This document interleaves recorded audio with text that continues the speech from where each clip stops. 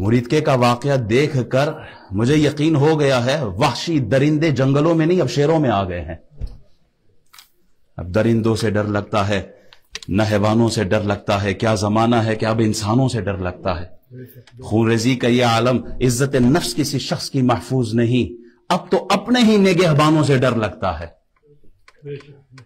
عزت نفس کسی شخص کی محفوظ نہیں, اب تو اپنے ہی نگہبانوں سے ڈر لگتا ہے. خون ریزی کا یہ عالم ہے کہ خدا خیر کرے اب مسلمانوں کو مسلمانوں سے ڈر لگتا ہے. دشمن بھی اگر اسلحہ پھینک دے نا تو دشمن کے فوجی کو بھی آپ قتل نہیں کرتے بلکہ اس کو پکڑ کے قید میں لے آتے ہیں. ظالموں, یہ تو درود پڑھنے والے لوگ تھے, یہ تو عاشقان رسول تھے, یہ اہل سنت کے لوگ تھے. اہل سنت کی پہچان ہی امن ہے. اہل سنت کا نظریہ دیکھو. ہم تو چیونٹی کو بھی مارنے کے قائل نہیں ہیں, کسی انسان کا قتل تو بہت دور. ظالموں, کس کو خوش کرنے کے لیے تم نے یہ کام کیا؟ کس کے حکم پر یہ کام کیا؟ گولی کیوں چلائی؟ سوال ہے کس کے کہنے پر چلائی ہے؟ کس کو راضی کرنے کے لیے چلائی؟ انڈیا کا بم برسانے والا وہ پائلٹ آپ نے پکڑا ابھی نندن, اسے خیر و عافیت کے ساتھ اپنے بچوں کی طرف بھیج دیا. یہاں کون سا ابھی نندن تھا اس جماعت میں, اس مارچ میں کون تھا؟ کس کے پاس اسلحہ تھا؟ ان کی مائیں مسلمان نہیں تھی؟ کتنے بچوں کو تم نے یتیم کیا, کتنی ماؤں کی گودیں تم نے اجاڑی ہیں, کتنی بہنوں کے سہاگ تم نے اجاڑے. کیا اس کا جواب تم خدا کو نہیں دو گے؟ کیا تم نے کلمہ نہیں پڑھا؟ کیا تم رسول اللہ کے امتی نہیں ہو؟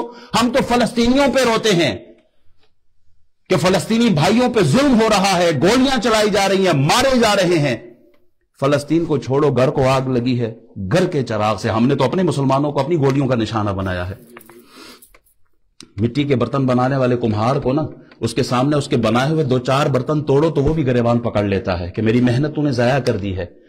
کیا جواب دو گے اس ماں کو جس نے 9 مہینے پیٹ میں رکھا, 2 سال تک دودھ پلایا اور پھر جوانی کی کیفیت تک پہنچایا؟ اس کو کیا جواب دو گے؟ کیا منہ دکھاؤ گے؟ سینیٹر مشتاق تو گیا تھا نا اسرائیل, وہ اسرائیل کی قید میں رہ کے واپس خیر و عافیت کے ساتھ پاکستان آ گیا.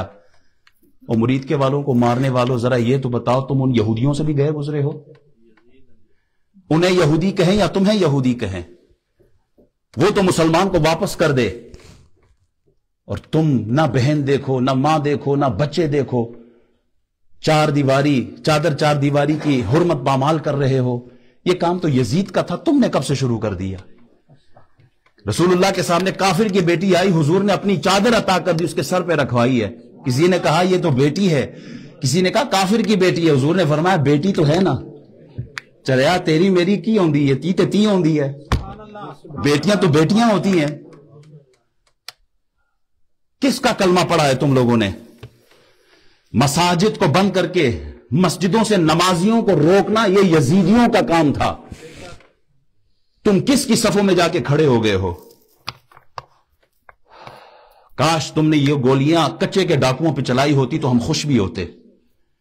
کاش تم نے یہ گولیاں TTP کے لیے رکھی ہوتی, ہم خوش ہوتے. ہم تو یہاں ہر نماز میں ہاتھ اٹھا کے دعا کرتے ہیں, یا اللہ ہماری فورسز کو کامیاب کر, خارجی کتوں کے خلاف جو لڑ رہے ہیں اللہ ہماری فوج کو کامیاب کر. ہم تو دعائیں کرتے ہیں. تم نے گولیوں کا رخ وہاں سے موڑ کر اپنے ہی نہتے شہریوں پہ کر دیا ہے. کیا جواب دو گے اللہ کے سامنے؟ اونٹ کی ٹانگیں کٹی, پوری میڈیا چلا رہی تھی صبح سے شام, اونٹ کی ٹانگیں کاٹ دی گئی, اونٹ کی ٹانگیں کٹ گئی, پوری میڈیا صبح و شام. آج کئی 100 بچوں کے گلے کٹ گئے ہیں, میڈیا بھی خاموش ہے. ہم یہ بیان کیوں کر رہے ہیں؟ اللہ کو گواہ بنا کے کہتے ہیں یا اللہ قیامت کے دن ہماری پکڑ نہ کرنا, ہم سے جتنا ہو سکتا تھا ہم نے اپنا حق ادا کیا ہے. ہم PTI سے نکلو, لبیک سے نکلو, پیپلز پارٹی, مسلم لیگ, ان سے نکل کر ایک رسول اللہ کا عاشق اور رسول اللہ کا امتی بن کر سوچو رسول اللہ پہ کیا گزری ہے. قبر میں یہ سیاستدان کام نہیں آئیں گے, قبر میں جناب محمد الرسول اللہ کام آئیں گے.